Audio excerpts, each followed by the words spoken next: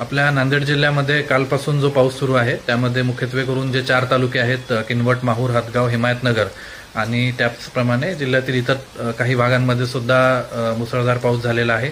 26 मंडळांमध्ये अतिवृष्टी झाल्याचं आपल्याला सकाळी आकडेवारी प्राप्त झालेली आहे। त्या अनुषंगानं काल रात्रीपासूनच बचाव कार्य व मदत कार्य ज्या ठिकाणी आवश्यक आहे त्या ठिकाणी सुरू करण्यात आलेलं आहे। कुठलीही जीवितहानी किंवा कुणी जखमी होण्याची घटना घडलेली नाही।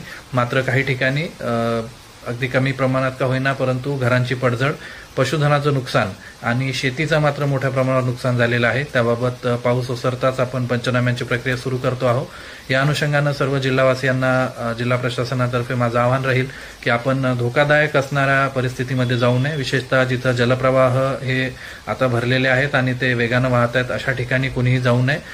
त्याचप्रमाणे जर रस्ते कुठं बंद झालेत किंवा बंद असतील तर अशा ठिकाणी सुद्धा आपण जाण्याचा प्रयत्न करू नये। सर्वप्रथम आपण स्वतःची काळजी घ्यावी। प्रशासन या बाबतीत पूर्णतः सतर्क असून कुठलीही अडचण आल्यास आपण आपल्या नियंत्रण कक्षात संपर्क साधू शकता।